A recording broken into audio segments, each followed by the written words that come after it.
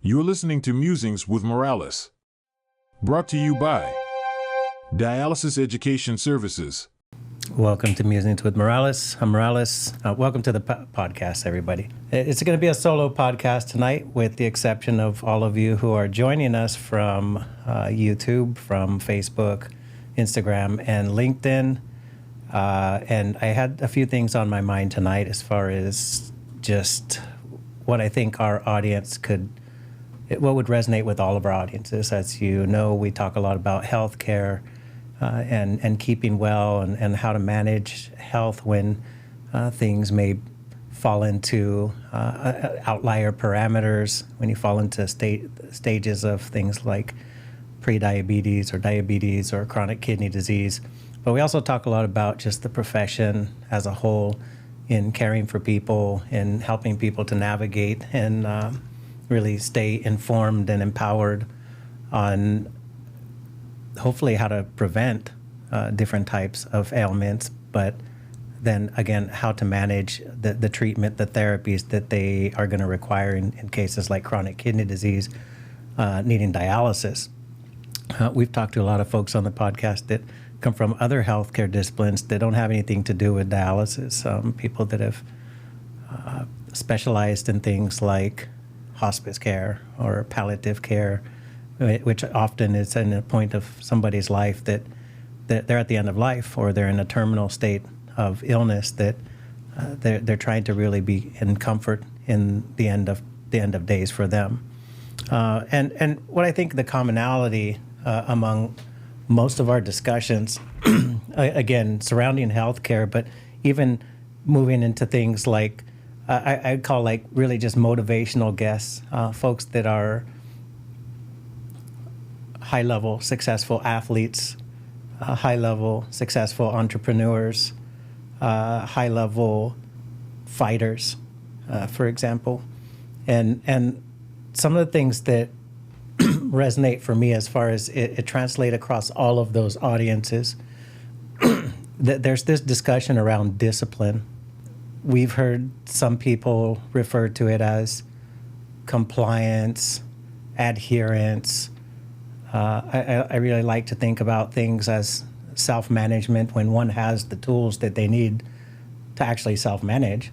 So you have the education that you need to make decisions, whether they're good or bad. As long as you have the education, I think that's something that we should be shooting for in healthcare. But discipline, order. I think a lot about work ethic today. And I train a lot of people in my position in medical device. I have trained a lot of people in my position as a founder of a vocational institution and in my career as a dialysis technician.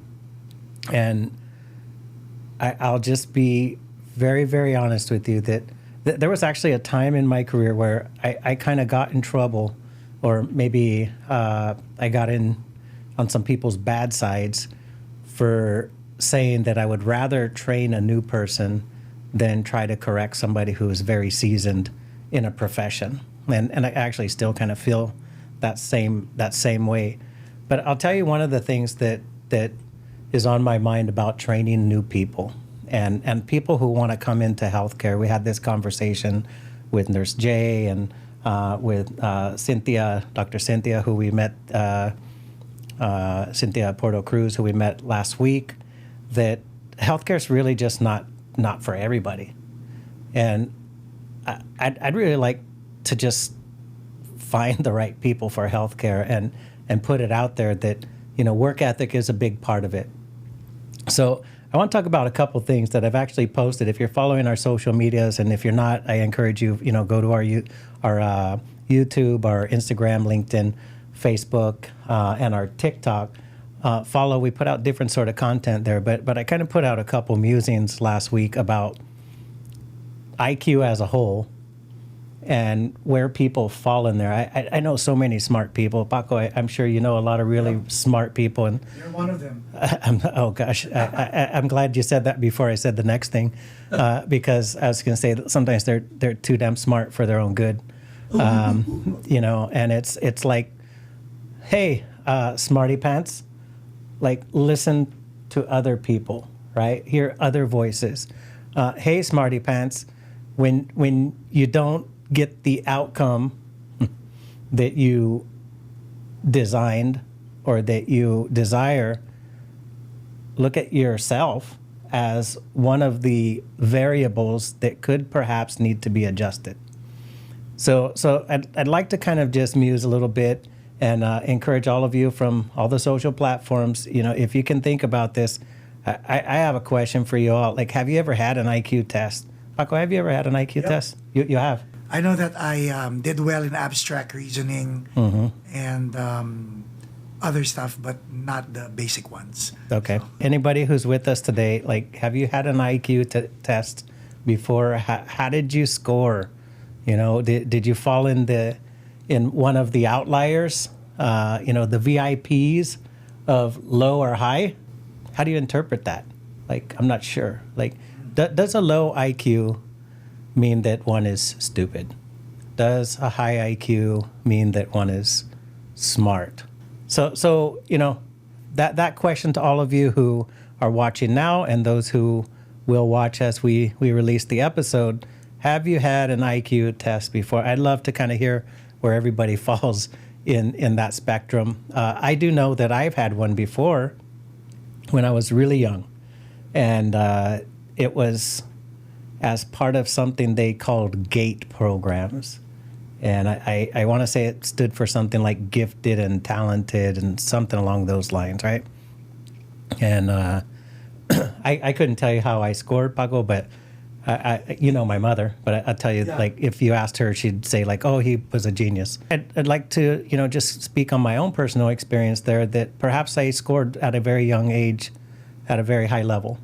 But I can tell you, being 100% transparent, I never applied that for a long time in my life. I never applied, if there is some sort of gift or talent in my life, I never applied that because I didn't have work ethic when I was really young. So books in school and stuff like that's one thing. I can't remember ever being a solid performer in doing homework. I don't know about you guys. Did you do your homework? No, you didn't do your homework. And I can remember other people in my class that at face value, they are not as high aptitude as I was, that got better grades. They did their homework.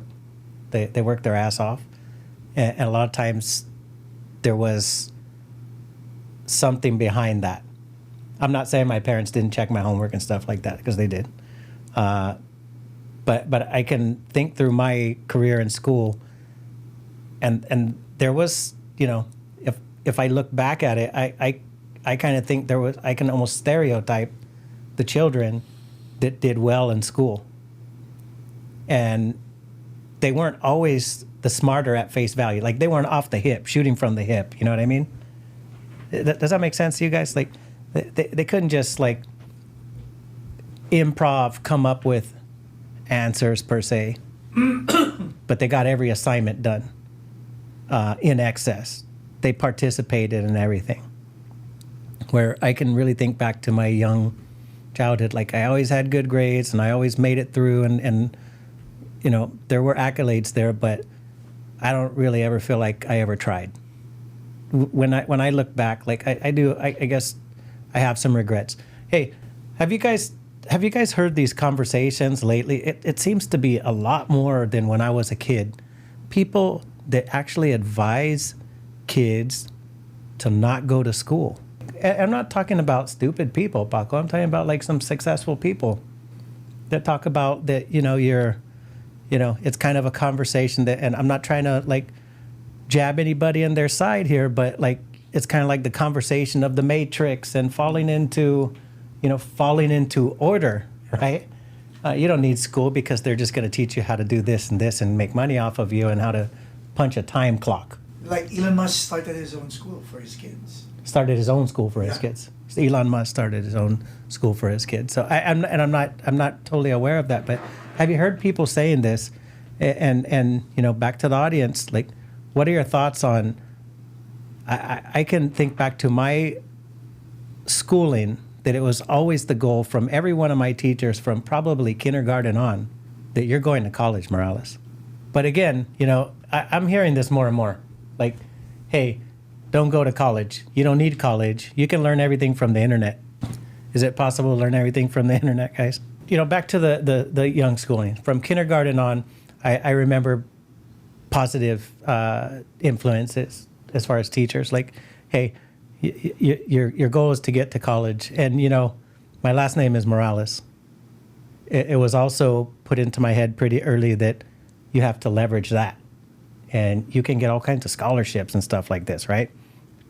And I'll tell you, I did.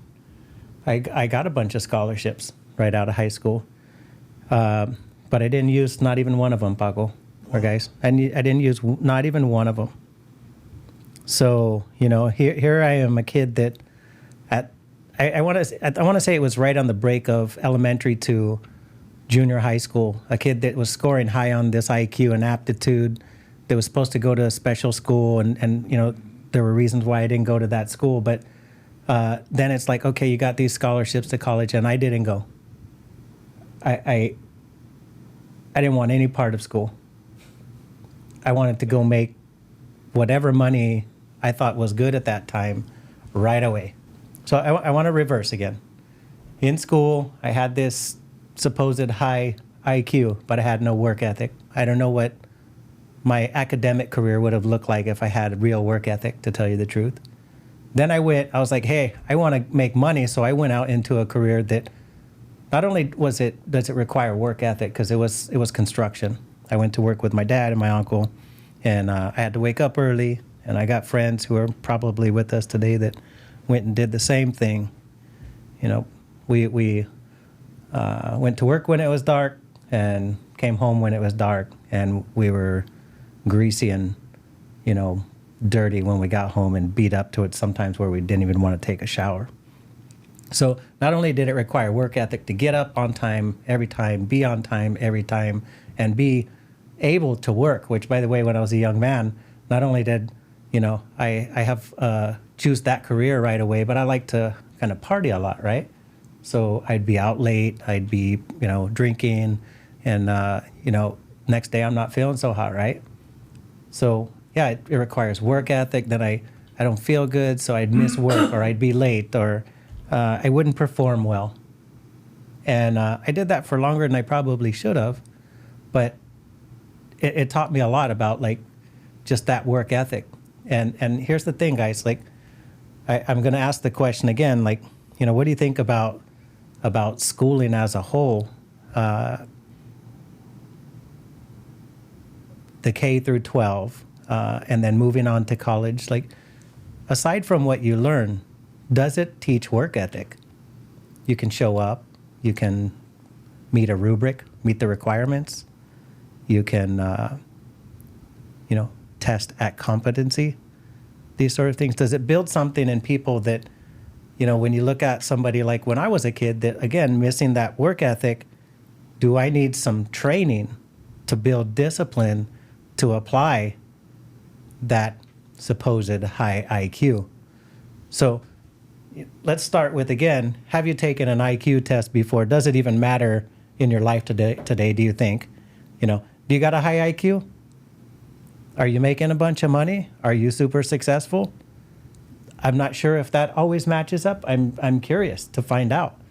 Does it always match up? Those people with the high IQs, do they become the most successful people out there?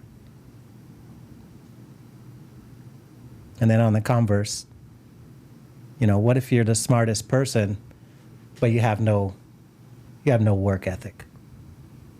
Does this resonate with anybody in our audience that you're smart, but you're not where you want to be? Are you applying the work ethic that is required to be where you want to be? I can tell you for sure, I'm 47 years old, and if I were to have the work ethic that I have today when I was in my 20s, I will be at the top of the world. It's something that I can only imagine. But we've had a guest that said, I never want to say in my life that I should have. That was Sam Mahmood, right? Highly successful young entrepreneur, right? Yeah. And the discussion that we were having was really, him as a young man, kind of busting his ass in medical device sales and moving on to an entrepreneur. And I think he travels every month, if I'm not mistaken. I follow him on social media. He's traveling all the time. But he said, I never want to say in my life that I should have. God, man, like I wish, and I wish I could, I wish I was in that position to not say I should have. I should have applied the intelligence in this brain, whatever IQ it was, and tried my hardest. Anybody experiencing that right now? In my 47 years of life, I wasn't always in the place, and I can say probably now I'm not in the place where I want to be, but I'm a lot closer to feeling as if I've met my potential. And maybe that's something that we should have took away from Sam, was like, I don't want to look back one day and have not met my potential. That's something I say to every person that I teach. Do you want to be in the box norm, status quo, average? I'm not talking IQ, I'm talking performance. Or do you want to exceed? Do you want to be above the box, or do you want to be below the box? And everybody says, I want to be above the box. Everybody says that. Is everybody willing to do the things that get people to be extraordinary? Are you willing to do what it takes to be extraordinary? What's the example? We've talked about it before. I own a business. We train dialysis technicians. And quite often, I see people down the line, 10 years down the line. And I say, hey, how's everything going? And I hear a lot of complaints in some cases. I hear things like, my voice is not heard, I'm only a tech, complaints about scheduling, complaints about difficult patients, things like this, complaints that I've been doing this for 10 years and I only make X amount. What about that one, guys? I know for sure some of you with us right now are working in this career as a hemodialysis technician, or maybe it's not a hemodialysis technician, maybe it's something else. You're a sales associate, right? And you've been a sales associate for 10 years. Sorry, I didn't mean to, I felt like I chuckled at that. You've been a sales associate for 10 years, and you have this complaint that I'll never become the sales manager. They only choose these type of people, or they only choose their favorites, things like this, right? I know a few people, I've worked with a few people. I've worked with a lot of people actually that meet this mold. Is if I want to be somewhere, like first the thing I want to do is find out what's the delta between where I'm at now and what I would have to be doing if I was in that position. Is it safe to say, like, hey, I want to be the boss, but I want to come from one of the line staff straight to the boss without having a transition, without being able to define and refine that role? Is it safe to put you in that position without testing you out first, or having you test the waters? Would you perhaps drown if you were put into certain positions? So I asked that of people, like, especially techs, Paco. Like, the reason I think about tech so much is, one, that's, where I started and where I am. Like, today, I'm still a tech, right? Some of our friends that have joined us they started as techs and they're still techs, right? Yep. Richard Cabrera, Richard Van Der Plas, they started as techs, they're still techs. Omar Eloike, right? He's also started as a tech with us at our school and then today runs facilities. I know that they didn't just do their job. You know what I'm saying? Yeah. I know that those people who are techs today, started as techs today, but are running organizations or running facilities or working in medical device as account representatives or account managers, things like this, started as techs, still techs, but I know they didn't just do their job. That's not how they climbed that ladder. And it didn't take money for them to show that they could get the job done in those other positions. It was like a known, like prior to. Who do we got, Paco? Your good friend. Is it Richard? Yes. Hey, Richard. He wants to jump in and say something and then jump out. I'm sure, because I'm talking for him right now, so I definitely want to hear what you got to say, Richard. Richard Van Der Plas. So I have one thing to say to you, Mike. Shoot. How many people look at you, look at who you are, and you're tatted up, Yeah, your sleeves? that's not it. And how many people actually already, no, I'm just being serious about, they already like have said who you are before they even like got one word out of you. Yeah. And I know you wear long sleeves, and I know who you are, but we're already talking about who you are. And I'm like, you're an amazing dude, but people already have categorized you as this, I don't know, gangster or whatever it is. Mm-hmm. You've come a long way. And we're talking about all this stuff with technicians. And so I just wanted to make that comment because I see you have your sleeve pulled up a little bit, and it reminded me, like, you always wear long sleeve shirts. Yep, I do. For that reason. Yep. You don't want to be judged. Yep. Well, that's a great point, and you don't know that. You don't know somebody's aptitude or heart from not just whether they did stuff to their body, but how their body was created. Like we have a lot of folks that, I met a lot of folks that have different sort of disabilities, deformities, and then I've met people like me who have done stuff to their body. I had a student that it's got it all over his head and stuff, and like he's a great tech, man. Like everybody who I've like referenced across with him have said like he's one of the best techs and really great with the patients. A lot of patients actually like his tattoos, but I've thought about that a lot. And you know me for a long time.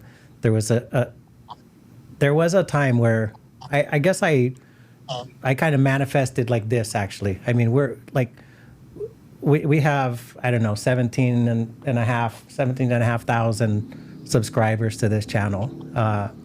And what I had thought about, Richard, we've both been around the professional conference scene a lot, right? And I think that'll tie into what I'm talking about tonight. But we've been around that, and it's like you always see me in a suit and a long sleeve, and every now and then somebody will see my wrist or my neck or something, and be like, oh, and yeah, it's like it's the whole upper body, right? And they're surprised. I would have never guessed that. And quite often it's because the people know me from. By the way, I've never seen your upper body, so I don't. Well, you're not gonna see it either. So, but it's like quite often, people are like, I would have never guessed that, right? Because like this and that, like you present yourself in our meetings, and you present, the technical and the clinical and blah blah blah, right? So I would have never guessed that. So then I've had the opposite, like people have seen me kind of in, I guess, outside of the professional environment, and same thing. I would have never guessed that you were smart or which I think that's what you're saying. It's like people make this judgment that because you look like Absolutely. this, that you don't have anything between your head, or maybe that you have some sort of malice heart, which is absolutely not the case. And then I'll go, let's kind of flip the script on that. Like, there are a lot of people that probably look more like the sheep, right? Or maybe there's a better way to say that, but they look the part. They look Ivy League. They're clean bodies, no tattoos, no piercing. Like, they got the comb over, stuff like this, right? That have really, sorry, I was pointing to yours. But, and not on this side, but some people that have that really kind and professional look that are completely the opposite. So it kind of fits in with high IQ and no applied IQ as to like the presentation and, what's actually in the package, right? Yeah, IQ is amazing, but to me, work ethic and learning on the job and actually doing stuff is almost, I don't know if it's better. I mean, it's in the realm of, yeah, you're smart, but I posted earlier, I don't know if you saw it, but I said, if you go on the streets, you can be smart, but if you're not street smart, Yeah, you can you get your ass killed. that's I right. mean, That's right. so the fact that we go into a dialysis unit, we actually know our patients. We learn. We want to learn. We may not be the smartest people in the world in terms of IQ, but we learn. And if you want to learn. Sometimes you have to take a step back to go two steps forward. It's like, look, I've done a lot of stuff in my life, and as you know, Mike, and one of the things that reminds me, and that's the reason why I just wanted to jump in. I'll jump off, but in terms of your tattoos, I was like, oh, you walk in my office and you have your sleeves rolled up, It's done. I'm already shutting you down. I'm Yeah. not even going to talk to you. Yep. I don't give a damn how smart you are, Yep. because I'm already going to have an opinion. Yep. It's done. I mean, this Right. is something that I've shared with my oldest son, who it's already too late. He's already like hands and neck and stuff like that, and I hope it doesn't go any further. And I know your daughter, and I already talked to you about I had to get in on her, and Yep. I love her to death. I'm gonna have to. Uncle Richard's gonna have to be, but again, stuff you actually post, Yep. that's, you could be smart as hell, but you got to be careful about what you put out there. Yep. For sure. And Yep. Yep. look, I love you. You've come a long way in my life, and I always enjoy our conversations. And Richard, so while I got you, probably Oh, Lord. today Here we- you're going to here we be, go. yeah, I got to take the time. One, we talked last week about we're having 15-year anniversary for dialysis education services, which as you know, which I've not gotten an invitation yet, but that's fine. so it should be today that there's a save the day RSVP thing going out. We've been, kind of after hours conversing on that. All right, Paco, record this, okay? Paco, Yes, sir. I don't need anything, okay? So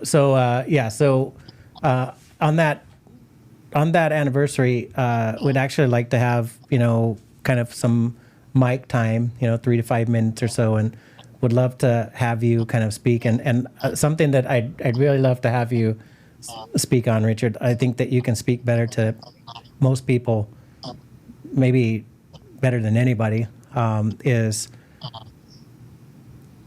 when I think about the work ethic side of it, right? And the IQ, like we'll go back to that story all the time, right? It's like, hey, I was working damn hard to pound on a door when I met you, and there was And by the way, Mike, I don't mean to cut you off, but I don't have a college degree. I've gotten to where I Yep. am, which is, if people get a college degree or have an IQ, get Yep. IQ test, or I make my money based upon my drive to be able to be out there Yeah. plunging toilets, mopping up acid concentrate, doing all kinds of stuff being under like machines, Keeping the ROs, being machine on top working, of an keeping the business, the I machine literally business. Right? So believe me, don't ever think anything's beneath you. And I love whoever's on your channel. I love the technicians. I love the people that are driven. Do you? I mean, believe me, keep the drive going. Learn stuff. Don't ever think anything's beneath you, because it's going to treat you. It's going to actually make you better. I mean, literally, I'm spinning matacrits in a centrifuge with glass cylinders with clay, and I'm aging myself a long time. Yeah. And having to do stuff. We know you're old, Richard. We already know that. I know. But no, I mean, I would love to speak, Mike. I'll do anything for you. And I think, again, Richard, I'd really love to kind of get your advice and a glimpse of that experience of just, I think it was hard work ethic and passion behind. I'm getting a little feedback. From Richard. It's from Richard's side. Okay. Just passion behind what we were doing, but then I guess maybe an oversight on just being smart about it. So how you grow, that was a big growth moment for me. I'd love if you could kind of give us a little insight on that without killing me too much, but I don't mind getting roasted. Yeah, volcanoes and having to tell you that you're not getting the damn business because you're an asshole. Yeah, pretty much. All right, so you guys got the cliff note. Richard, thanks again, man. Appreciate you. Love you guys. You too, brother. Thank you, Richard. Yeah. All right. So man, that's I mean, we've got from a good friend,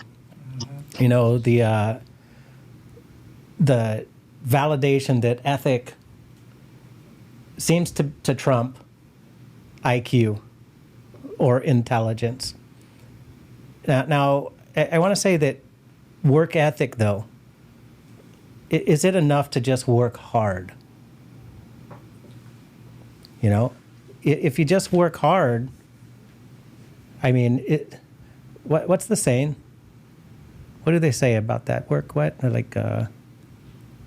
Work smarter, not harder, right? The different things. Those are different things. They are. Yeah. Smarter, not harder. Yeah. So is there a relationship to intelligence and efficiency? And is there an absolute need for high IQ to practice intelligence? Does that make sense? Mm-hmm. So I'll go back to the statement, and I love that Richard just showed us that, like he said, that he didn't have a college degree, but that guy has ran very large organizations, at the executive level, hired probably thousands of people, written books, written test questions, things like this, right? So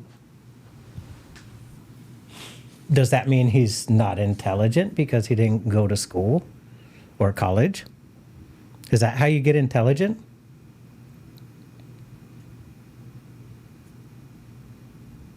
So I mentioned that I didn't go to college right out of high school. I did eventually figure out that I wanted to go. And guess what? I didn't do it to go back to school. I did it to get out of the house and get around college, right? So I went to Dominguez Hills right here in, Carson area? Yeah, in Carson now, or Dominguez Hills. Got my bachelor's in business there, and then eventually went on and got a master's in health administration and education, nursing education specifically. Do I feel like that made me smart? No. Not at all. 100% for especially my bachelor studies, my undergraduate, that probably didn't put anything in my head, to tell you the truth, except for a little bit of discipline, fulfill the requirement type of thing. Then I went on to get a master's, and at that point, it was 10 years after my undergraduate, and I really wanted to do it. I really wanted to learn. Why did I want to learn? So let's go back. After high school, went into construction. I did an apprenticeship for that. I had to go to school for it, but it was like practical stuff. We teach you this so you can go do it in the field. So it was like teaching me things that I was going to apply. Do you guys feel like when you're in elementary school, I can remember this, and like Richard said, dating myself, a Macintosh, whatever the hell it was, box in the computer lab at Willow Elementary in Lakewood, California. I can remember this thing and playing games like Oregon Trail, I think it was called. I don't know if or Where in the World is Carmen Sandiego or something like that. But these really basic games. And I remember going over Excel sheets or what did they call it back then? Spreadsheets, right? And going like, this is crap. Like, I will never, ever use this. Paco, you remember we met in 2009? Yep. This is interesting. I don't think I owned a computer. Yes, you did not own a computer. I did not own a computer. Because I was the one who told you. Yeah, go buy a Mac. Yeah, I did that for a long time.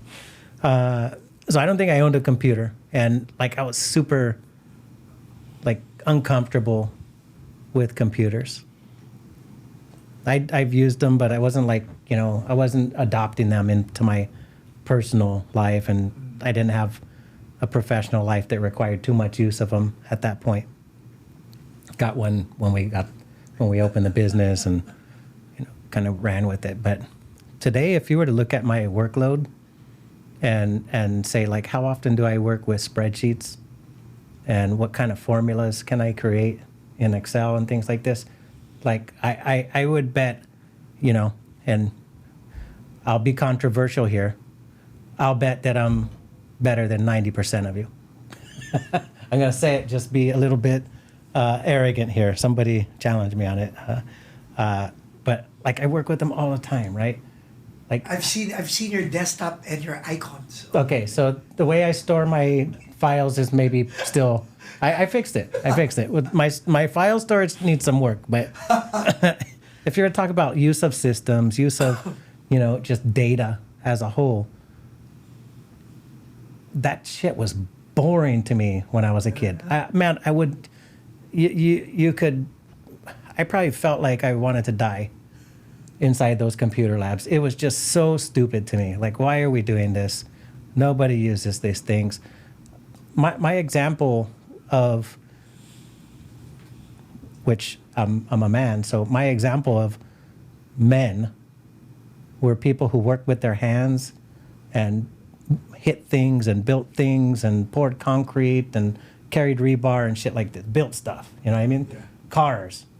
That was my example. They didn't use computers and spreadsheets. So talk about the shift. What shifted? When did it shift? What made you shift? Yeah. So that's a paradigm shift. Well, it is, and so I'm going to have a hard time with the years, but it started as an iron worker in 1995 out of high school, and didn't need to touch anything technology-wise. I can remember like buying minutes on my cell phone, stuff like that.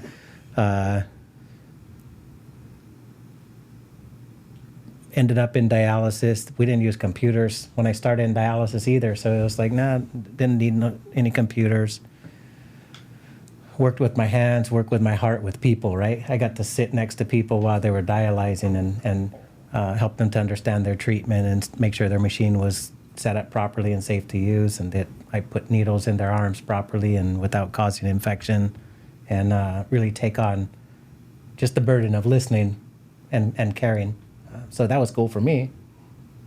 Then I remember, I want to say 2007, inside of dialysis facilities, they started these electronic medical records.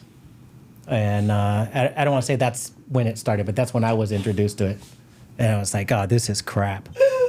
I hated it, man. Like, I hated electronic medical records, right? So, that's a good question, like paradigm shift, because I kind of feel like me as a technician at that time, prior to 2007, that from a technology perspective, I didn't have to be too savvy outside of running the machine, the equipments. I didn't have to be too savvy from software and, from systems and things like this. When it opened up with electronic medical records, now people who work in healthcare all of a sudden had to be pretty proficient with computers. Login credentials, granular security, HIPAA, right? Health insurance, portability, accountability, act high tech, things like this. So let's look at the paradigm shift then. All right. So for me personally, it was doing something that I didn't really have passion about, which was construction. I was a union iron worker, and I'm not knocking that at all. There's a lot of people who are so passionate about it. When I drive by a bridge that's being built still, man, sometimes I still wish I could go out there and just drop some rods with them. I can tell you I probably could not, because they are such tough people to do that job, especially in the hot summer and things like that. Like, my body's just not built to do it anymore. It takes callousing of the body to be able to do that job. I didn't like it. I didn't feel like for me personally, I didn't feel like I was having an impact on the world, right, or on anybody's life beyond like an aesthetic, like a nice bridge, a building, things like this. And again, I think that's a great trade. Like, building trades are great trades, especially for young people needing to learn work ethic, and that their bodies are able to do it. But I didn't like it. So my IQ, my intelligence, I probably tried to use it a little bit so I wouldn't have to work as hard, because I remember arguing a lot with my dad. Like, I don't want to do it that way, just do it this way because it's easier. Let's get the forklift instead of carrying it, these sort of things, right? So I didn't like it. Then when I went into dialysis, I don't want to say I liked it right away, but it was something that made sense. Like, when I go to work today, when I go to work as a dialysis tech, I clock in and either I set up a bunch of machines and equipment to make sure it's safe for people to come in and get a treatment that they need to stay alive. When I go home, I know that I gave them a treatment that they needed to stay alive. That's like pretty damn fulfilling. It kind of feels like enough. I don't know if that makes sense to you guys, but like, am I doing enough? Like, what the hell am I here for, right? Did I do enough? Yeah, I feel like at the end of the day, when I'm working as a dialysis tech, I feel like I did enough today.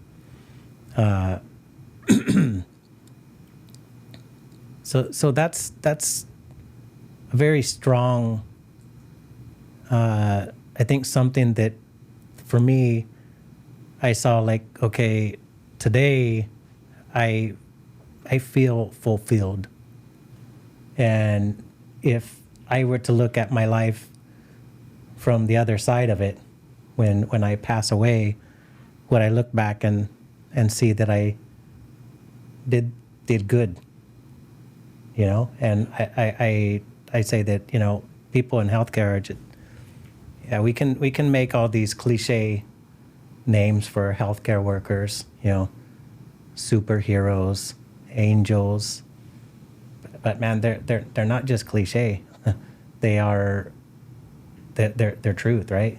I mean, to somebody that was their guardian angel, to somebody that was their the ER nurse was their superhero. When I say guardian angel, somebody, maybe like a tech that sees them every other day and just keeps them on track, gives them a little bit of encouragement, things like this. So it really resonated with me. That was the change, Paco, was that I found something that, again, was it that I liked it?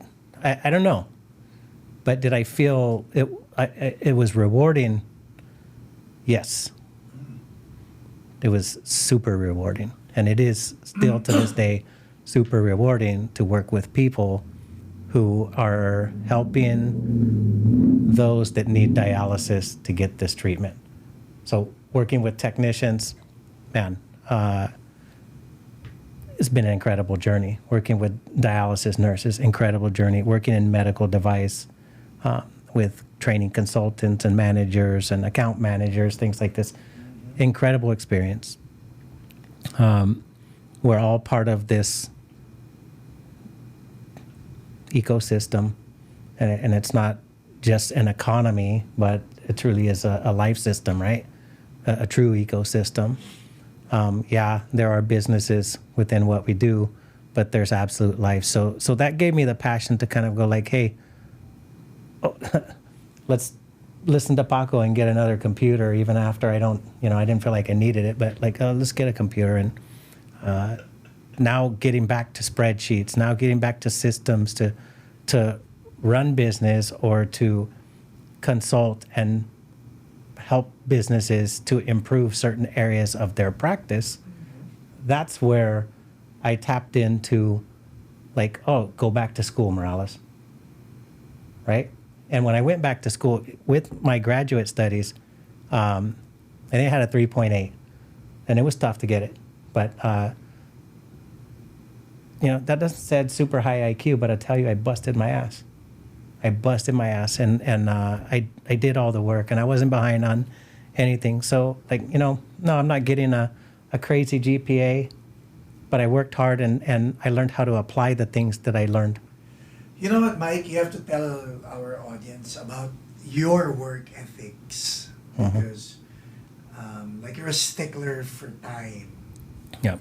That plays a big part. You're consistent, but then again, which was why I'm gonna get personal with you. When you quote unquote fell off the wagon, it was easy for you to get back on because you had the rudiments. Yep. Can you talk to your audience about? Yeah. So, again, just go back to young men. Like school, not so much. Ethic.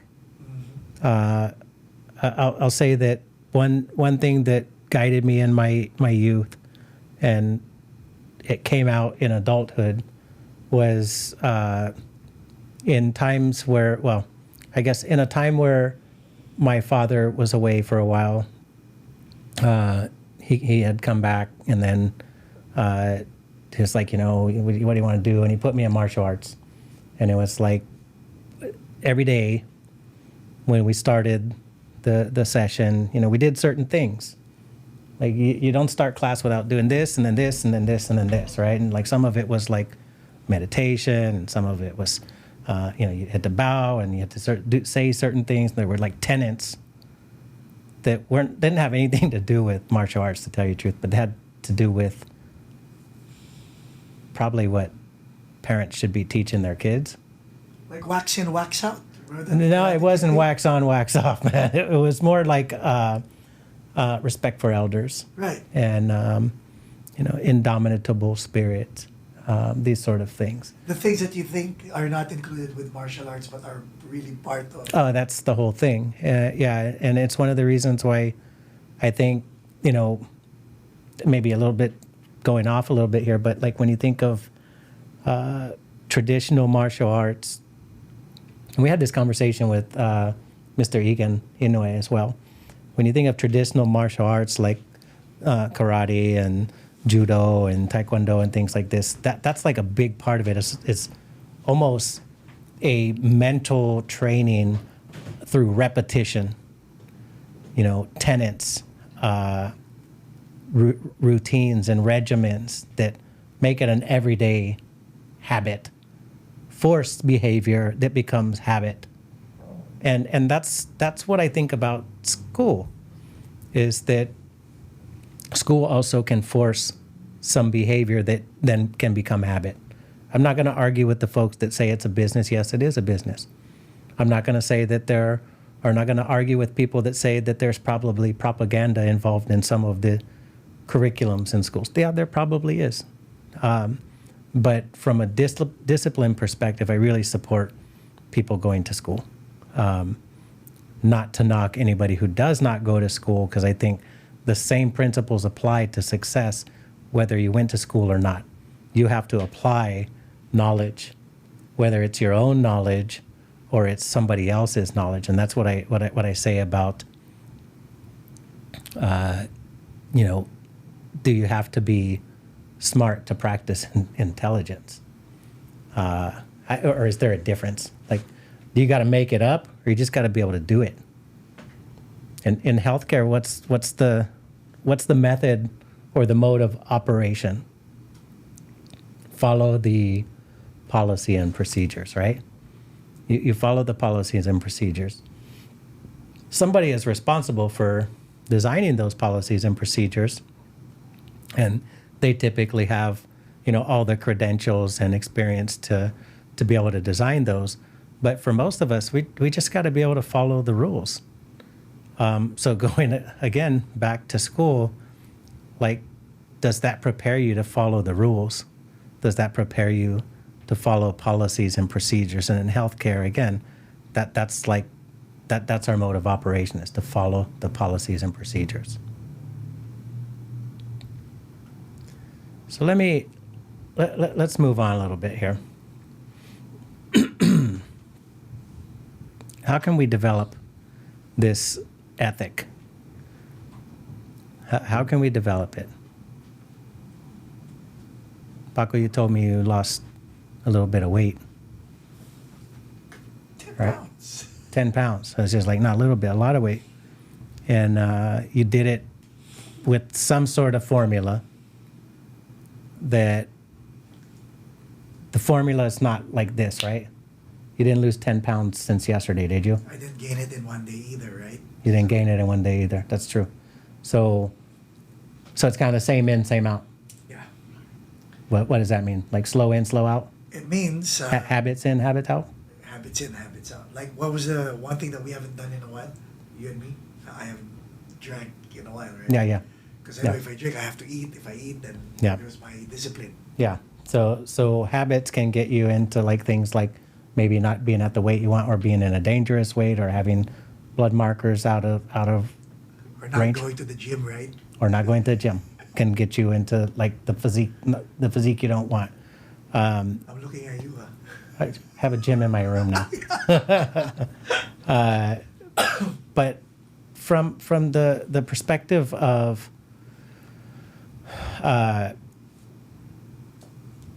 let's say employees, like I want to be an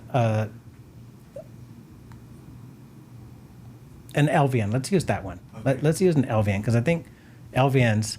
Hey, man! Shout out to all the LVNs, by the way. It's a licensed vocational or LPN, licensed practical nurse, right? Licensed practical nurse. So it's like I don't want to say a step under, but it's not got the same scope of responsibility as a registered nurse, right? Yep. But it is a licensed nurse, and there's pretty broad application for nurses, isn't there? Yeah. Like, hey, I'm a nurse. Okay. What? Hey, nurses. Any nurses with us right now? What? Like, maybe you got to go anonymous or something. But like, what's the? How much do nurses make in California? Like, I bet if you asked 5 people that, there would be drastically different answers. What do you think? They'll probably say 6 figures because they have 2 jobs. 6 figures because they have 2 jobs. I mean, I think even one job today, a nurse is gonna probably clear 6 figures in California. Actually, I think I did some work on this recently. I think it was $90K in California without like a second job as an average, as a median. And I think we were looking at that through like immigration type of stuff. Okay. Like, what's the mean wage? But are there nurses that make, like you said, 2 jobs that make way more than that? Yeah. Are there institutions that being a nurse is like, you know, a pot of gold. You know what I'm saying? Like, you work in hospital A, is it the same as if you work at hospital Z? There are institutions that pay well, Yeah. right? And Yeah. there are institutions that, like if you work for the government, it doesn't pay as much Yeah. monetarily, but the benefits compensate for that. Yeah. So like, what do you think about? Gosh, you can make six figures just like without much responsibility as a nurse today. But like, who becomes like the CNO, chief nursing officer, or if you're an LVN, which this is sometimes pretty rare, but it's not totally uncommon. If you're an LVN, who becomes a case manager? Is it just the one who's like, oh, it's 5:00, I gotta go? Do you think, guys? Do you think Richard Van Der Plas, who is a tech then, a tech now, told us all that he didn't go to college to get any sort of special credentials to be the chief operating officer of a very large organization, or actually a couple of different organizations over his career? Do you think that he said like, hey, it's 5:00, I'm off the clock? Or when somebody called him on the weekend, right, and it's Saturday, and they said, hey, what were some of the things that Richard, I don't know if he's still with us, but what did he say, some of the things that he's got to be willing to do? Like he said, he'll plunge a damn toilet. Now I'm not saying that that's, you know, a normal thing, but if it's got to be done, like somebody that really is a good steward of not just their responsibilities, but the experience of the people that matter, which is the patients and the staff. Right. Like, he's not going to let a toilet sit there plugged up when all he got to do is take out a plunger. So, LVNs, technicians, are you the person that says like, hey, here's a great example. I'm probably going to experience this today or tomorrow. Want to send a intern from my business into a local facility, right? The organization already accepted. I'm not going to mention any names or anything like that, but organization already accepted. And now they're going to check with the preceptor, like, oh, can they take the student? What do you guys think about that? Any dialysis techs on here? Like, hey, take a student tomorrow, okay? We need you to take a student tomorrow. What are you gonna say? I'll tell you what I'm gonna say. It's like, yeah, let's go. Like, I'll tell you why, just in case any of you are actually experiencing this kind of stuff. When you get somebody that you can mentor, if you take reward from this career like I do, in being able to sit down with somebody and help them to get the treatment that they need to stay alive, and then give them an experience that is tolerable and therapeutic, you're going to jump at the chance to like clone yourself, man. Mm-hmm. Like, I just don't get it when people are like, oh, no, I don't want to do it because, you know, I'm not going to be as fast or whatever. Like, so selfish. So selfish. Like, we need more techs. We need more people who are willing to do this job, because we just said it's not just the smart people. It's people who have work ethic. And when people want to do this, they're willing to invest their dollars into it and go to school. Like, I feel like it's our responsibility in the industry to support and mentor and bring them up. So that's number one, is I think there's a social responsibility when you're in healthcare to bring others in, and F all this stuff about healthcare people eat their young. If that's you, then get out, because we don't have enough. Yeah. And sorry, I'm not saying ageism or whatever it is, but if we got a bunch of young people wanting to come into healthcare, we should be doing everything that we can to pull them in. Yep.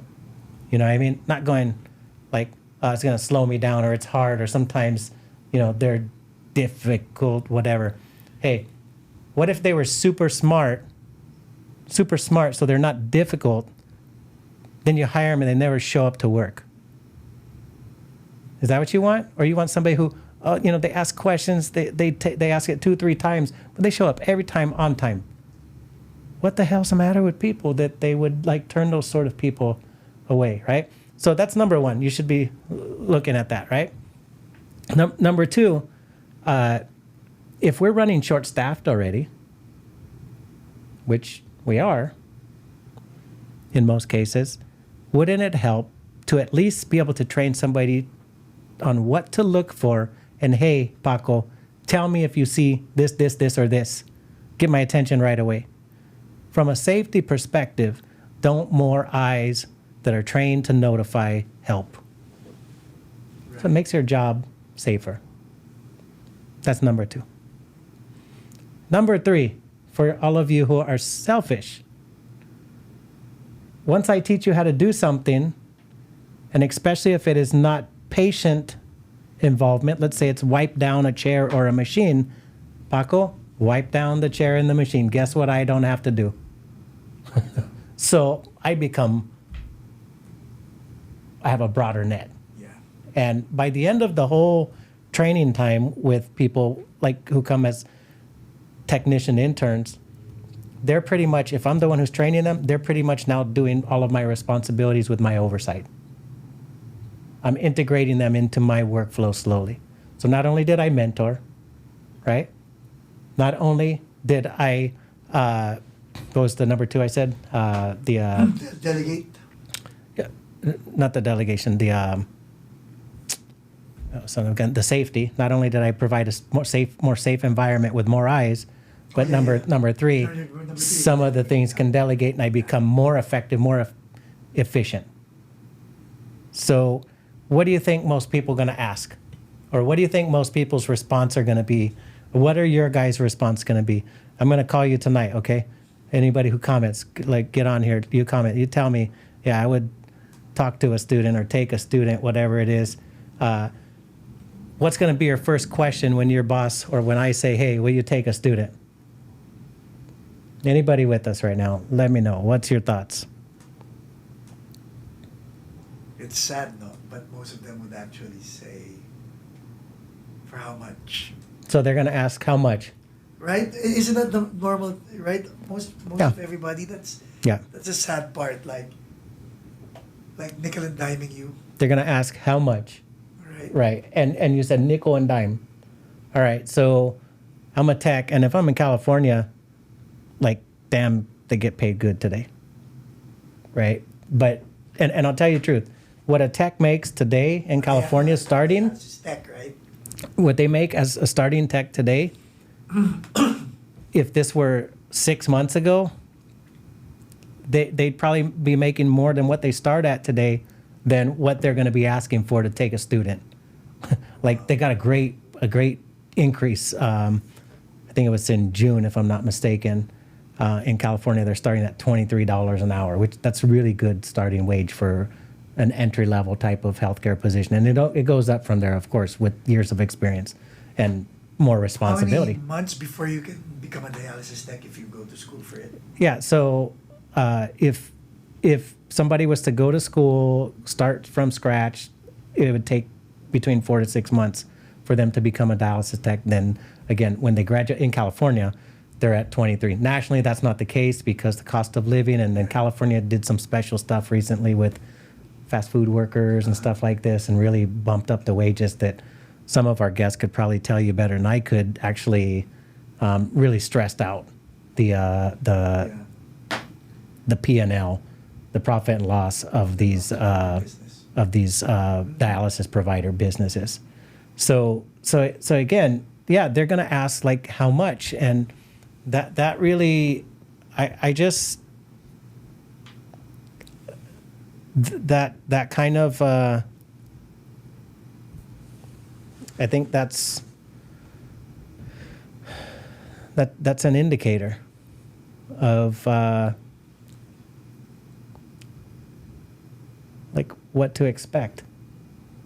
Like, I won't get anything extra from you unless I give you extra. Well, that's sad, though. Yeah. I mean, on the other hand, maybe I should give you extra for doing extra. Maybe there's another ethic that we should be talking about. Maybe there's an employer ethic as well, right? Like, hey, you want people to do more, pay them more. You want people to care as much as you, pay them more. But does that work? But Michael, doesn't that become the chicken or the egg scenario? I don't know, man. I don't know. Like, I don't know if it works. I lean towards it doesn't work. I lean towards you can't pay people to do a good job. But I have people argue with me about that all the time, that you have to pay people to do a good job. If you agreed to do the job, shouldn't you do a good job? If you agreed to do it for $1 an hour, shouldn't you do the best? Or is it that you pay me $1, you get $1 worth of work? Some will do that too. I didn't see Richard's comment here, but he says, if you ask 10 techs or 10 staff members, you'll get a different answer. So what is short-staffed? If you ask 10 staff members, what is short-staffed, you would get a different answer. True. Yeah, that's pretty true, right? So that's a dialysis thing, and I think anybody who does dialysis, they probably have an opinion on that, because like I think for a long time the standard ratio of dialysis techs to patients was 4 patients to 1 tech. There are certain, I'm sure that's probably Richard wanted to get on that. Somebody was that Richard? So we can chat on that a little bit. But it was like 4 to 1. Some states had some mandates on 3 to 1, and then the ones that don't have mandates, like I believe California still does not, some of the companies were saying like, hey, you'll take 5, 6, whatever. Is that, you on, Richard? Hey, you got me fired up again. So yeah, what? So I just wanted to go back to your comment about, hey, I'm all about people making more money, but realize as a company, when you make more money as a company, we pay 401k Yeah. a percentage, which costs us more money. Beyond that, health insurance costs more money. Yeah. And insurance in general, they go off of salaries. So just because you're making more money, it's costing the company more money than you actually even think. Yeah. They don't even know the background of what's going on in the company. Yeah, payroll benefits and fringe benefits are pretty. All that stuff is, it goes up. I agree. Make more money. That's fine. I'm all about it. But I can't raise my prices for my banana or for my peach or for my meat. Medicare is cutting everything. So go after your governors, go after your politicians about paying people more money to do the right thing, and we can actually pass it along. Hopefully most companies, not everybody, and those people shall remain nameless because they're publicly traded. Yeah. Hey, I as you were just saying this, it reminded me of a book that I need to finish. So a good friend of mine, Jerzy from Czech Republic, said, you got to read this book. And you're going to laugh at this, Richard. But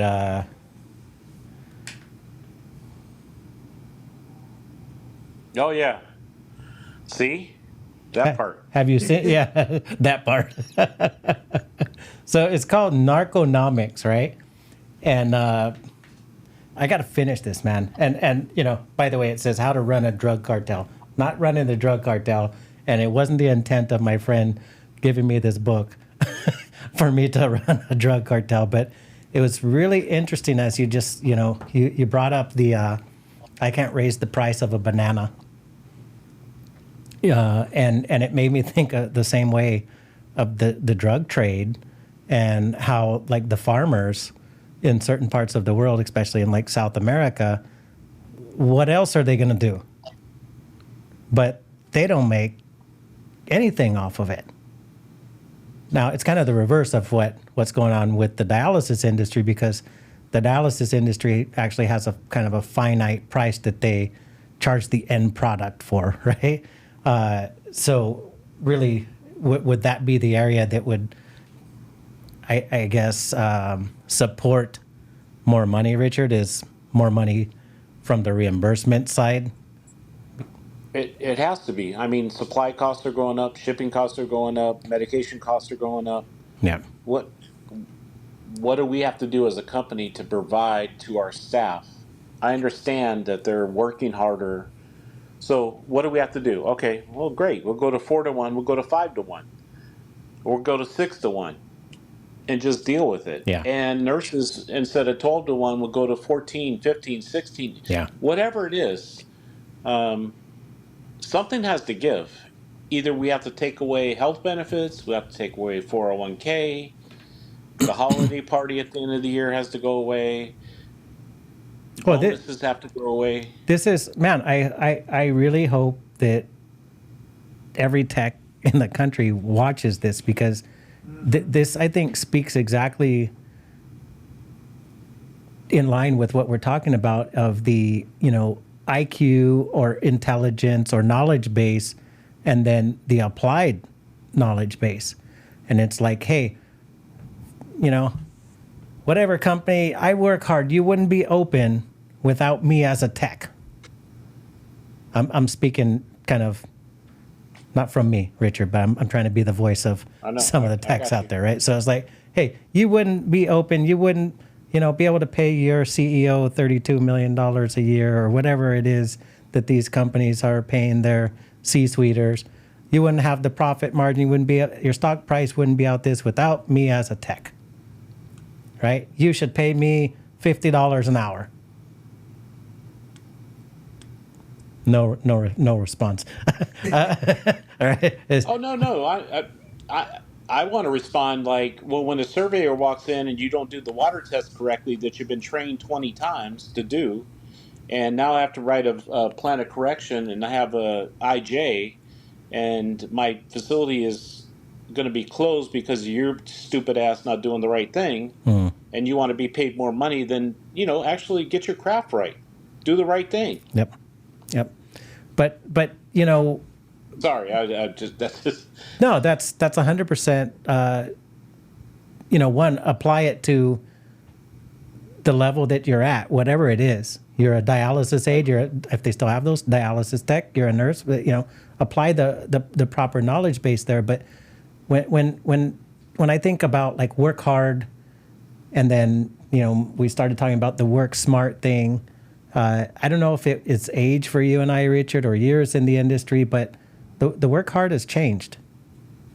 For you, the work hard is some of the things that you just discussed, things that people don't even think about. Like, hey, I have to come in 12 hours a day and set up machines and put needles and disinfect and work with bleach and vinegar. I should make a lot more. And you're here telling me that, based off of reimbursement, that's actually, extremely an extreme pain point.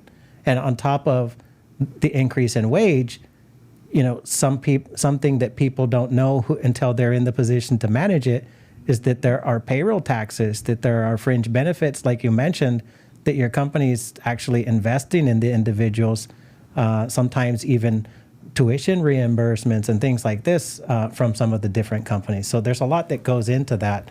And I just, again, I'll kind of say it, I think I said a few minutes ago, is like, maybe know what you're getting into. And when you commit yourself, commit yourself 100%.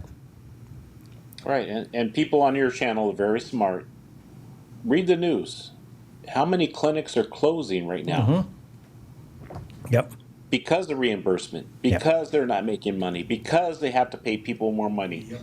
Because they have to actually have people. So they're having patients travel 5 minutes to a clinic. They close that clinic. Now they're having to travel an hour to go to their dialysis. There was something recently, Richard, and I don't know if that's what you're referring to, and I won't say the name, but it was like the only shop in town, right? Yeah, exactly. So realize, I'll be glad to pay you more money. I'll be glad for you to do a great job, but realize that with the strains that we have as a company, my company and whoever's company, we have to actually now consolidate. We have to make moves.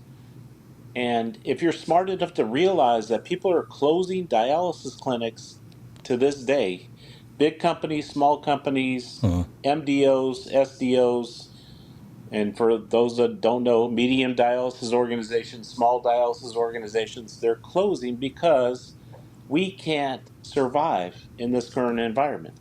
So be smart about it. You want to get paid more money? Do a really good job at what you do and make sure that this industry survives this current environment we're in today. Richard, just I got to ask this question because, and then I'll answer it too. At this point in your career, don't talk about like where you're landing annually, and don't give me numbers. Okay. But tell me, do you make more money per hour than you did when you were like just working out in the field? Remember, there's 24 hours a day. I don't know how many of them you work. Well, from what year? Yeah, I know you started like so. It's like kind of hard to. It started way back then, right? I'll give you a dollar figure from 1980. Just Okay. because it's kind of funny. $3.50 an hour. Okay, so let's go $3.50 an hour, and for an average employee, let's call that a 2080, right? Like 2,080 hours in a year, right? I got you. Yeah. So how many hours do you do a year now? Personally, now with my current position, Okay, let's talk about like yeah, the like you already know where I'm going. more hectic. Yeah, the more hectic, like running. Oh no, I would do 60, 70 hours a week, easy. So you're doubling that. You're doing like 4,000 hours. Oh, absolutely. Yeah, like you were talking earlier about, you get Saturday calls, Sunday calls. Somebody broke a pipe because they were disinfecting the water system. I mean, you're on call 24 hours a day. I mean, it is what it is. Paco, can you help us with some calculations? Sure. All right, so let's do this really quick. Let's do a 2080, Okay. just as an average, times the $23 that techs they make today. So Yep, in California. Yeah, Okay, so $20.80. 23 times 2,080 hours. Okay. No, you can't even do it that way, Mike. You have to do 'Cause the 23 overtime. times 8, Yeah. and then 23 times time and a half. Which Well, would let's just be- do it at the simple one, just to kind of Okay. for a point of reference. Sorry. So 2080 times 23. Just for those that are on your call or on Yeah. your podcasts in Oh, California. you get paid- 47,840. So that's 47,000. 840. Oh, $47,840. 23 an hour on the 2080, right? Yeah. But let's say that you were in a position that was a mid-management level or something like this, and you were on salary, and you had to kind of, like Richard said, you got to take a phone call when you got to take a phone call. So Richard's working, let's just call it double. So double is how much? 100 and 90. It's going to be 90 something. 95,680. 95,680. So let's say somebody that comes in for $100,000 today as mid-level manager, or maybe something higher than that at like a VP level or something like that. Like the amount of hours that they put in. I mean, $100,000 a year. That sounds like a lot. But No, in reality, I always that's said- $23 an Yeah, hour with a bunch of overtime, right? Yeah, my motto was always like, when you go salary, you take a pay cut. Yeah. Yep. Yeah. There's no But turning it off, you right? know what, Mike? My motto was always, and people that know me know this, I don't care what I get paid. Yeah. I know that I'm taking care of my patients regardless. Yep. And so if I can pay my bills, I'll work 60, 70. It doesn't matter to me. Yeah. And but that ethic doesn't resonate with everybody. Oh, I agree. I'm the same way. I feel like, that the job's like never done. And I thinking even back as a young man, there was something that I didn't mention. So even when I graduated high school and I was in construction, I taught classes after work for like wrestling and mixed martial arts and stuff like that in youth programs. And that was something I had passion for. And you know what? I didn't make crap for that hardly. But like I worked with diversion programs like in Linwood and stuff like this, where there were gang members and, you know, kids that were trying to turn the other way, right? And like I'd spend my own money and buy them pizza and take them to McDonald's, and, you know, wrong food, right? Now I'm in healthcare, but buying them crap, but bonding moments and things like this. I'd spend my own money on it because I was passionate about it. So I was willing to go that extra mile. Richard, why, if I can keep you on a minute more, there was something that I think you could really speak to. So, okay. I think it's safe to say that you don't have to be the smartest person to be a great provider of care. But you do have to follow policies and procedures that were developed through like best practices and data, right? Like clinics set up their policies and procedures and people follow them. They don't have to be the one that create them in most cases, right? Absolutely. So, but believe me, I have a question for you, and Paco, make sure you record my question because it's going to be epic. It's gonna be epic. So if the staff need to just follow, again, they don't have to be the smartest, but they got to get that knowledge base and follow, right? And then, Richard, you'd be very familiar with this. Sometimes the policies change. Yeah? Absolutely. Yep. Like, why do they change? Updates with current regulations. They may want to do something beyond what the current IFUs, instructions for use. Sorry, I'm using acronyms. So the device, device recommendations, they want to exceed it and do more. We may want to go beyond. I mean, you know, bacteria levels, you know, and the guidelines say 100 CFUs is the action level. We use 50. Right. We went above and beyond to be better.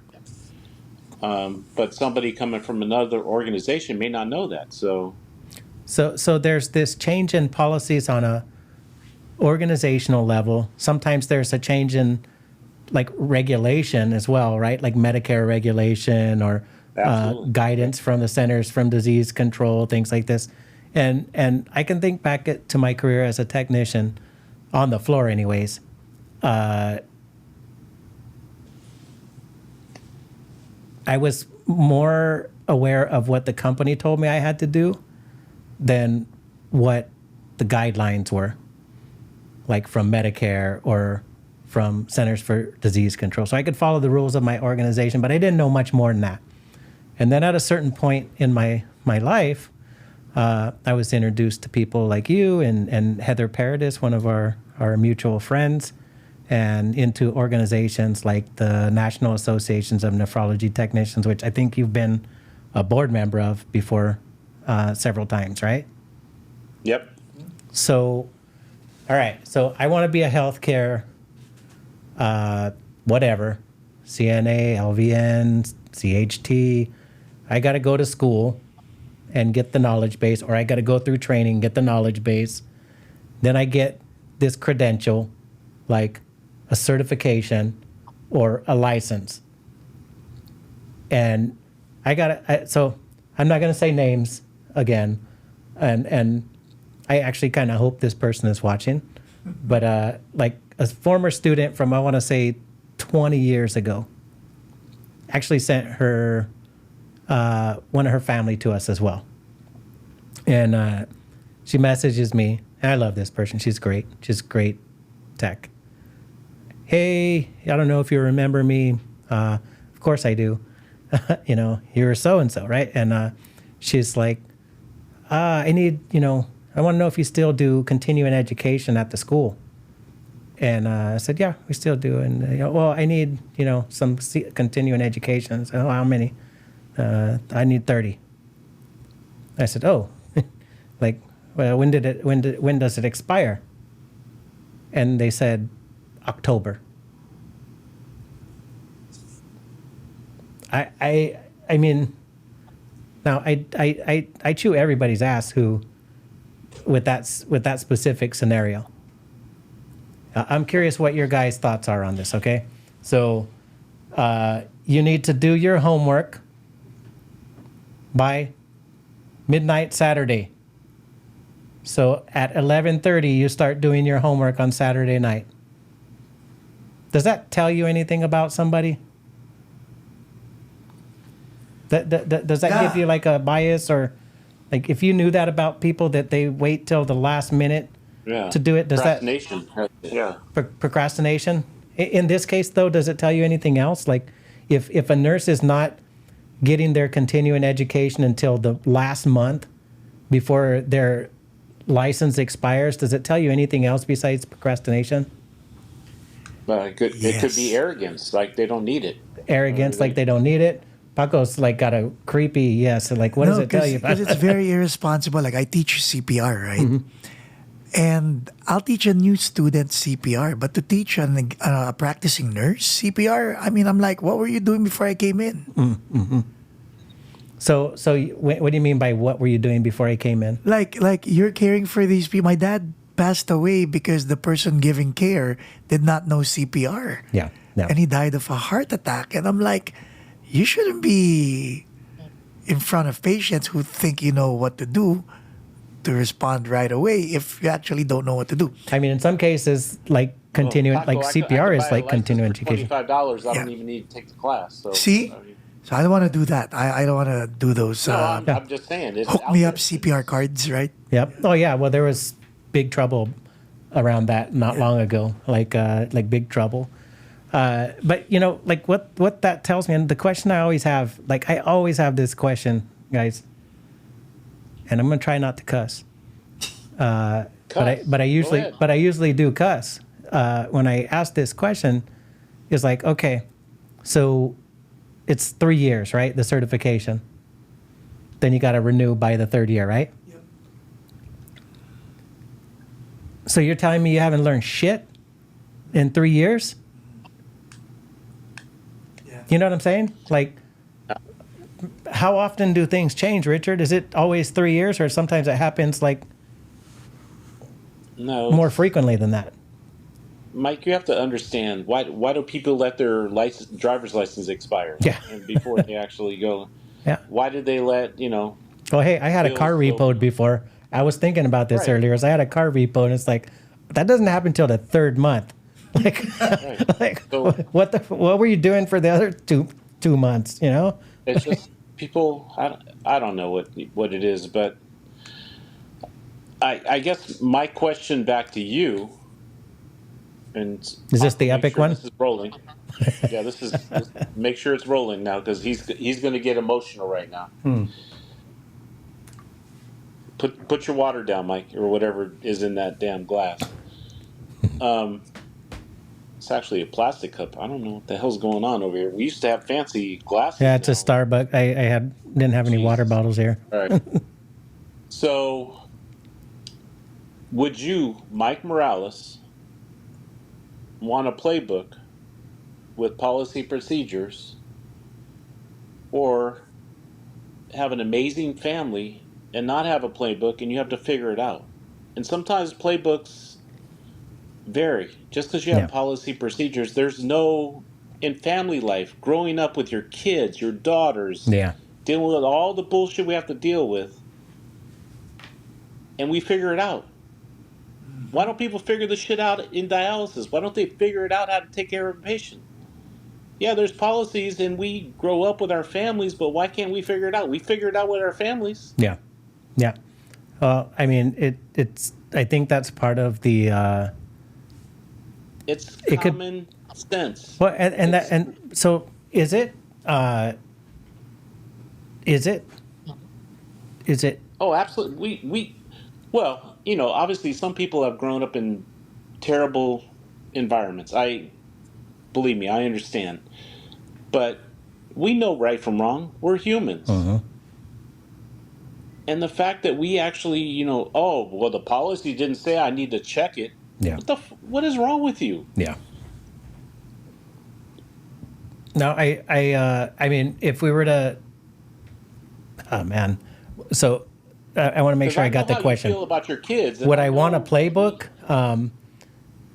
Was that the question? Would I want a playbook? No, I'm just saying there is no playbook for our kids. We figure it out. Yeah, agreed. We may do wrong, we may do right, but we figure it out. I agree. You know, this maybe will go off to another tangent. I'm not sure, but I can remember a point in my career like resisting the change of a policy. I can remember a point in my life where my parents came and, you know, walked into a bar and like, hey, get your shit straight. And that was the playbook, man. Was like somebody was right there. That wasn't an IQ for you. That was life lessons. It was, but it was also, you know, and this is one of those things of like I should have, right? Like, I don't know how many of us are going to make it out of life without saying I should have, but maybe we look at our parents for as long as we've known them and said like, oh, they did, you know, they had a faults. Well, it's not even our parent, and I just want to bring it back to the patients. Like, I should have done that for that patient. Yeah. I should have done this for my work. I should have done this for my company. I should have. Stop it already. Learn your shit. Figure it out. Yeah, we're going to make mistakes. We do, you know, sometimes we do stupid shit. Yeah. Well, I guess my point is like same thing back to the patients. And we had this conversation with Dr. Cynthia on last Saturday was, hey, you got your kids for a certain period of time, or we have our parents for a certain period of time. And our parents used to tell us stuff that we go like, nah, I'm going to learn for myself. But probably not at a certain point, we go like, I wish I would have listened, or I should have listened. Right. Or if I would have listened earlier, or they were right. They were right. That one, you know, like I know my son, he calls himself a rock star, right? And I'm like, you don't need to be a rock star. Like I know he's getting that. With our patients, the people we're caring for, that we're serving, we have all this advice for them that sometimes people say they have to follow the rules or comply with it. And I actually learned recently that there are actually documents that kind of force practitioners into making that label, which we've heard argument in the nephrology field to really kind of avoid that label, right, Richard, of as far as non-compliance. Oh, yeah, absolutely. But ultimately, like we give this advice and then some patients choose to not do it. And when they end up in ER with hyperkalemia or hypervolemia, then they go like, you know, I'm going to start watching the fruits or the vegetables or the drinks, right? The fluid intake. When you talk about techs and just, you know, needing to get it right, I think one, knowledge base, I think two, work ethic. And then what we're missing is, like when you said common sense, is like continuous learning. Like if you made a mistake, that is, hopefully you don't, but that's human. And then you have to learn from it. As an organization, when you guys identify things in the different organizations that you work with, when you find problems, do you just go like, oh, we had an infection, it's gone, no need to talk about it anymore? Or what kind of process happens there? Well, I'll give you an example that happened today. And for those that don't live in California, they probably won't understand. But we're having a heat wave right now. Mm-hmm. Especially I have 7 facilities in the San Fernando Valley, and the average temperature is about 115 right now. Yep. Holy crap. And I sent an email out and I said, look, I don't care what you guys are thinking about. And I hate the term dry weight. Just don't even get me started on that whole thing. But, you know, the target weight of whatever it is, 80 kilos. And I said, please, please, please, please, please leave the patients a little wet. Okay, what does that mean? I'm just a stupid technician that's been doing this for 44 years. And the reason why I say that is because these patients are walking outside at 115 degrees. You don't think they're going to need an extra half a kilo of fluid to sweat instead of going home and cramping up and being miserable all night long because they have no fluids because we've taken it all off. Yeah. So there's a fine fine line between understanding, like, literally, like, that's just a weather thing. Literally, it's going to last for a week. But I sent an email out today, like, here's what we need to do, at least my thoughts. But I think it's something that I've done for many years. And yeah, next week we can go back to getting them to where they need to be. But let them sweat off some of the fluids because they need that instead of being up all night miserable because they're cramping all night because we just dried them out. So I mean, without getting too deep into this, like I'm thinking about, we were talking about like this, what did you call it, Paco? Like I forgot what the word you used, but like a transitional point of how paradigm shift. The paradigm shift, yeah. So when we look at this seasonal thing, like how are you guys finding out that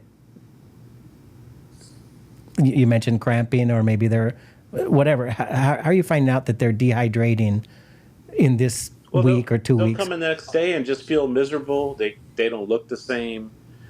Does everybody talk to them? I don't know. Does the CHT, the technician, actually have a conversation? The nurse says, "Oh, you're good. You have zero edema in your ankles. Yeah, you look good. Blah blah blah." And they just walk away, punch all the stuff in the EMR, and walk away. And really having a conversation like, "Mr. Smith, hey, how was last night? What was going on? Blah blah blah." You know, nobody wants to actually have, because they have 6 other patients they have to run to. Yeah. So they don't give a shit about Mr. Smith in terms of actually having a conversation about, with that patient. Yeah. But I just had this conversation today. I love nurses to death, but as a technician, I'd run circles around many of them. Just about, because I spend more time with the patient and actually learning about them, what's going on, blah, blah, blah. Oh, why are you having, heart palpitations? Oh, let's see what your last potassium was. Why in the hell are you on a 1K and you have a 3.0 potassium? You're probably having a cardiac event. Let's put them on, a different I mean, nobody looks at this shit. It doesn't matter. Yeah. Sorry, Yeah, it's got to be, I mean, I think, again, back to starting point of the discussion of IQ, work ethic, and then applied IQ.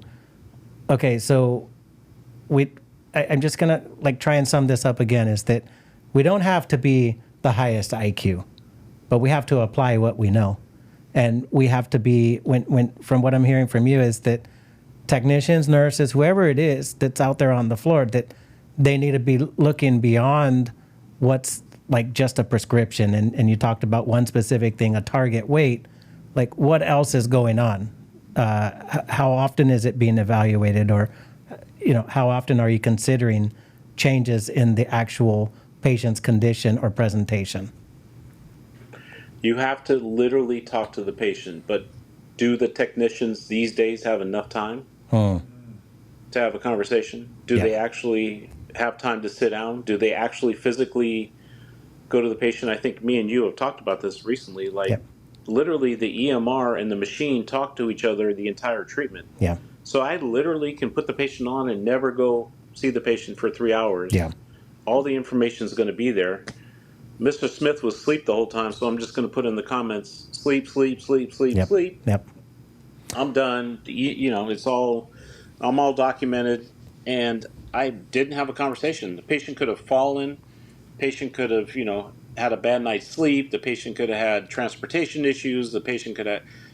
Nobody has time for the actual, conversations with the patient. It's just... I asked a question, I don't know, a few weeks back of Nurse Jay. I think you were in chat with us that week. And I asked a question of...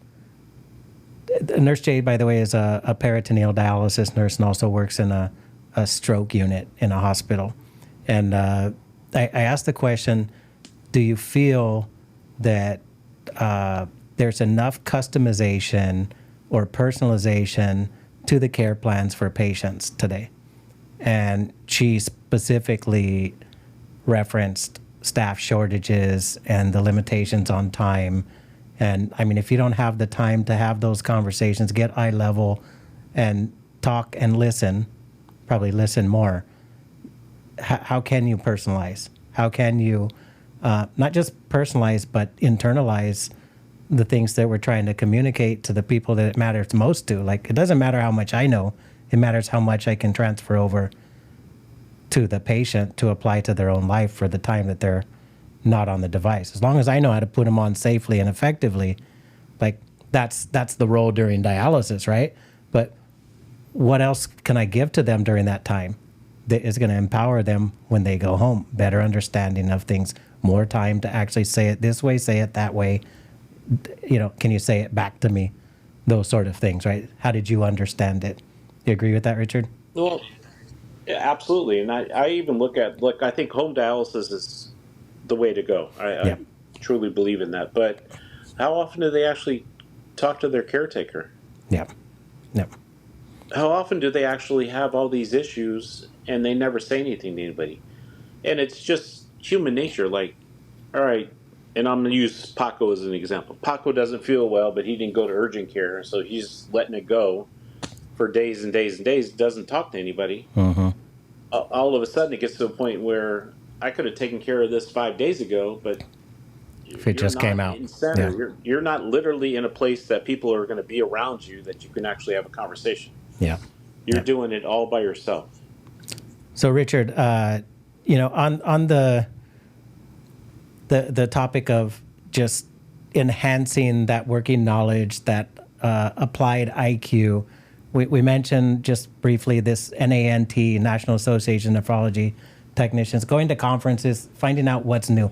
They have that every year, right? So, you know, back to the like waiting till the end of it, there are things every year throughout the year that people can attend to get best practice knowledges, not just from their organization, but from people across the industry of different disciplines, right? Will I see you in the next few days? Are you going to be out in Palm Springs? No, I'm not going to Palm Springs tomorrow, but I'll be in Vegas.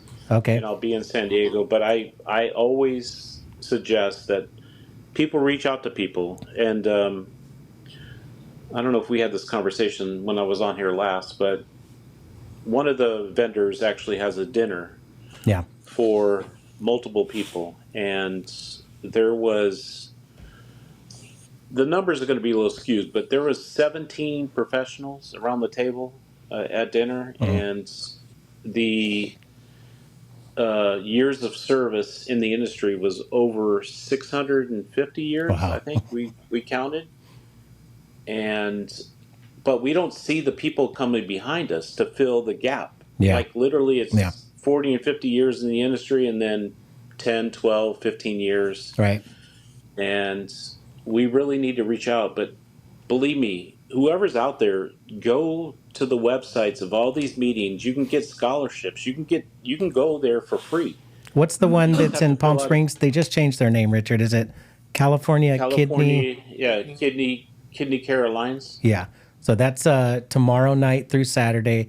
And by the way, if anybody's out there, looking forward to seeing you at the Omni. I think that's a Renaissance property, if I'm not mistaken. And in Palm Desert. Palm Desert.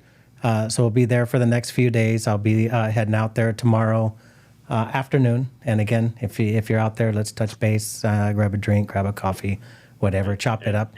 Next one after that is in Las Vegas, and this is a great one as well. It's called the Renal Healthcare Administration. No, is that right? Yeah, Renal Healthcare Administration. Association. Small, a lot of independent organizations. Richard, have you enjoyed your interactions at that conference in the past? Yeah, there's a lot of people, a lot of heavy hitters that go to that meeting. It's going to be at the JW Marriott, September 18th through the 20th. Yep. So good, and the ASN that's coming up in San Diego in October. So. Largest nephrology conference that's held in the United States. I'm not sure if it's the world's largest nephrology conference. There's a lot of international people that come. Yeah, well over 10,000 international nephrology stakeholders that come to that conference. So a lot of continuing education, a lot of networking, and a lot of just good time and friends that, you know, Richard and I met a long time ago. We're friends. This is now one of the longer friendships that I've had in my life, and that I can say that of many others that I've met in these organizations. I'd like to point out just a little bit of benefit to going that extra mile. One, we mentioned that you need these CEs to maintain your licenses and your certifications. Two, you're going to get... Don't wait till the last minute. Don't wait till the last minute, because again, you haven't done shit for 3 years. Like, you haven't learned shit. Like, you're still doing it the way they did 3 years ago. Oh man, that's no good, right? Like, how often do you change your iPhone? Like, some people more like every year, right? But you don't go and invest a little bit of money to get your continuing education and improve yourself. That's what it's supposed to be. Improve yourself, right? So you can go to these conferences, get those experiences, get the networking experiences. And then I think that, networking is something that for all those people who say, well, tech is this, or, a nurse is that, and, like they feel maybe stuck. I can say maybe I was kind of there when I first went to NANT, but when I first went to NANT, I actually just started the business, and that was kind of the driver behind investing into myself, right? It's like, I want to go be around people who care about the same thing I care about, and who are succeeding and being examples of, climbing the ladder, or delivering the best care, or finding innovative ways to do things. So I started going to those conferences, and we'll kind of wrap things up here, but I embrace continuing education. You know that, Richard. You've seen me at everything, and I used to pay for myself, right? And today I usually get kind of my tickets paid for and all that kind of stuff. But back in the day, and for most of the days in me owning a business, I would come out of my pocket and, pay for the rooms and the plane tickets and the meals. And I can remember a few occasions, Richard going like, hey, put your credit card away. Like at, usually at the lounge or something like that. Because I think you knew it was really a sacrifice. Well worth it. We've never been to the lounge, Mike. Okay, ever. That's true. The lobby. But I'll say, like, one of the first things that happened to me when I opened the business and then started exposing myself, or going the extra mile to put myself before these type of groups of passionate people that were teaching and learning and sharing their experiences, is I got the opportunity to write, as I think you have as well, Richard, in the core curriculum for hemodialysis technicians. And when I think about training hemodialysis technicians for the last 25 years, actually, that is the source of truth for training the techs. So, just for those of you who don't know, like, just probably last month, we were using a different edition of this book. It was the 6th edition. Now it's the 7th edition. It's called the Core Curriculum for Dialysis Technicians. And it's updated from industry experts like Richard, and social workers and dietitians and techs and biomeds and nurses every 3 to 5 years. So not only do you got to go out and get continuing education, but you should also kind of be looking back towards like the core knowledge base of things. And I think that everybody who's a tech should be purchasing one of these. I'm not selling these, by the way, guys.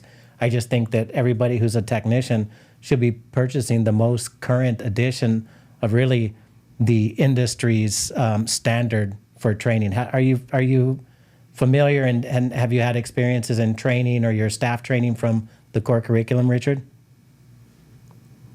Oh, absolutely. We have some stuff, and I was going to just piggyback before you finish. I'll just piggyback real quick, but there's new water systems out there that are heat disinfection and new plumbing that a technician should know about. And although you're probably not going to deal with it as a technician, but maybe a biomed, but know about it. PEX. There's different types of tubing that actually affects things. Yep. Knowing that type of system, knowing what's going on, and making sure that if you see something, it could be related to something that is really out of your purview, but you may have the knowledge about it. Like, hey, is this related to this, that, and the other? And why are we giving so much Aranesp or Epogen. Yeah. Oh, because our LALs are really high. We're actually giving more because our water system is not doing what it's supposed to be. Yeah. There's a lot of things that people can learn in that book right there, and a lot of just your experiences. So, Richard, you said something about, and maybe, I don't know if I should be bringing it back up, but CPR, like there's like people out there is like, hey, give me this much money and I'll give you the card, right? well, that was Paco. I can pay for my own. No, that's not Paco. $25 to get a card. Yeah, that was you saying. Yeah, so it could just get it, right? What do you think about people who, because I know a lot of these with the CEs that say, like, I already know it all. Like, I don't need that. I just need to buy it because I already know it all. Yeah, it's I don't know. It's a tough thing for me. I think they need to get their CEs obviously for reasons that are presented. I mean, for them to be able to provide the license, they have to prove that the person that's getting the license has actually done the training. Yeah. Similar to like, driver's training, but I almost, so I struggle with this a little bit because every year you get a new driver's license, do you have to go through the test again?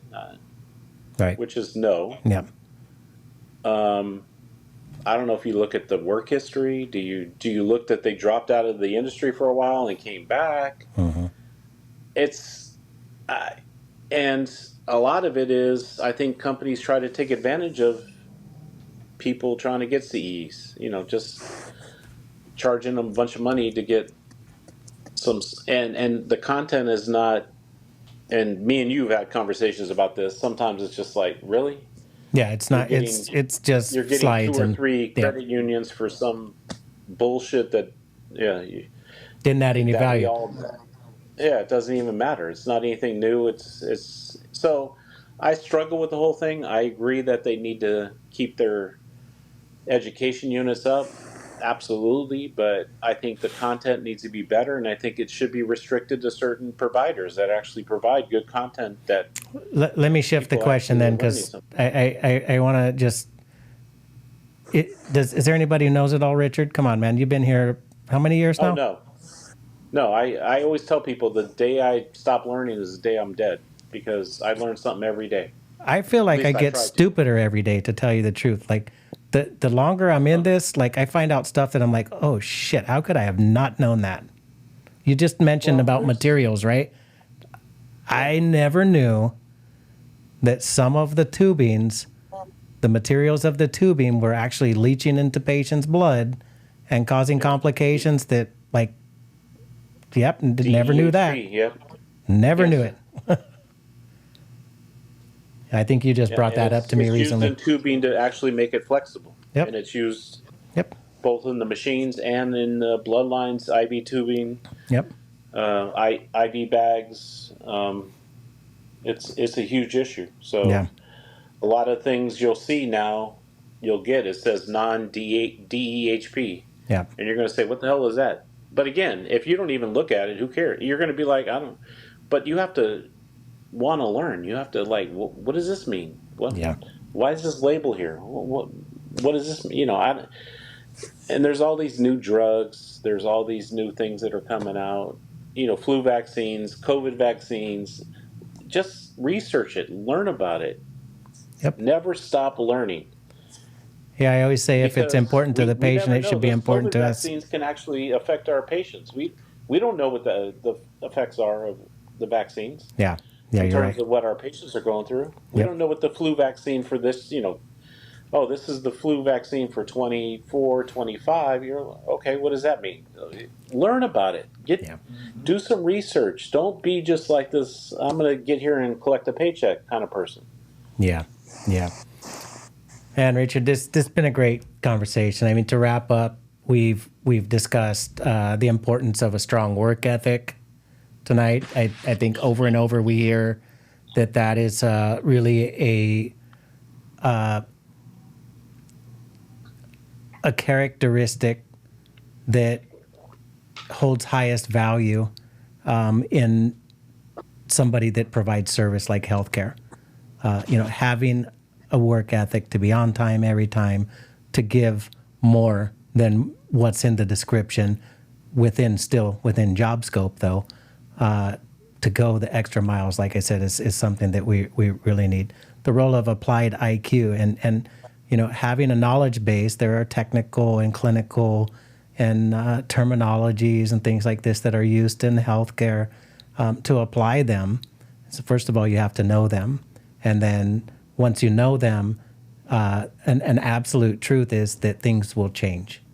And your knowledge base will have to change as well. So you should find those opportunities. And if you don't know where to find them, reach out to us, guys. We'll be glad to point you towards opportunities to invest in yourself. Okay, and I think that's definitely something you got to think of, is that it is an investment in yourself, as Richard said. But ultimately, I think, work ethic, the applied IQ, the practical, or the way that you practice your knowledge are the factors that contribute to success in your job, but also into climbing the ladder.